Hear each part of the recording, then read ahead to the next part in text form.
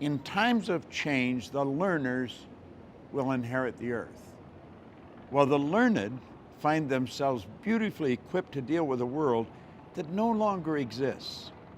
For a moment, consider the things your mind has brought you. Everything you have, your work, your relationship with your family and others, your philosophy of life, all come to you as a result of using your mind. Whatever the mind can conceive and believe, the mind can achieve, regardless of how many times you may have failed in the past or how lofty your aims and hopes may be. The more you study you're going to find your belief system is based upon your evaluation of something. The more you evaluate you, the more you're going to believe in you. Bill Gove was like the Frank Sinatra of public speaking. He is who mentored and taught Bob Proctor how to speak. And he quoted Bill Gove saying, if I want to be free, I got to be me. Not the me I think you think I should be. Not the me I think my wife thinks I should be. Not the me I think my kids think I should be. If I want to be free, I got to be me. And I better know who me is. And it was like a bucket of ice got thrown on my head. And I was just like, whoa. Am I really doing what I really want to do with my life? And then he kept saying, what do you want? What do you really want? And I wrote down in teeny tiny print so nobody would see. And I said, I want to be in the inner circle of this company, and I want to be his closest advisor.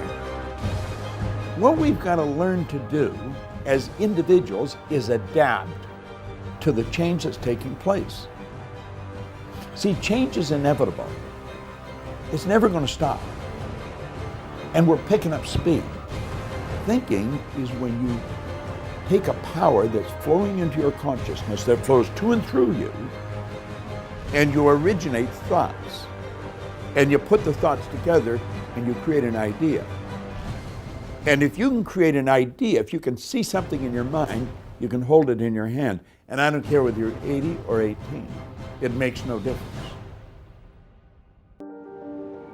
The illiterate of the 21st century are not going to be the people who cannot read and write. They're going to be the people who cannot learn, unlearn, and relearn. Now think about that for a moment. Do you know, you and I are being controlled, virtually controlled by paradigms.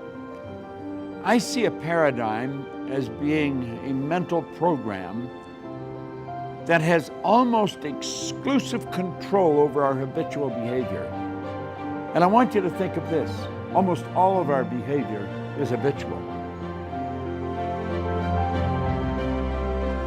There's such phenomenal opportunity for the person who really understands themselves, who understands how their paradigm was formed and how that paradigm can be changed.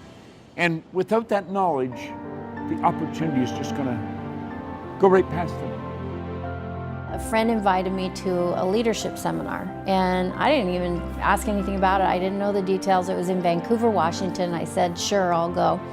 And so I ended up there on that Friday night, August 18th, 2006, and I'll never forget it. I can see where I was sitting in the seminar room. I can see what I was wearing, and I see out walks on stage Bob Proctor, and I didn't even know who he was. I kind of had connected between Bob Proctor and The Secret, but I didn't know this was a Bob Proctor seminar. And within like 15 minutes, it was like he took my head off and shook it all around, and everything that I believed and thought I was starting to question. There was one point in the seminar when he said most people tiptoe through life, hoping to make it safely to death.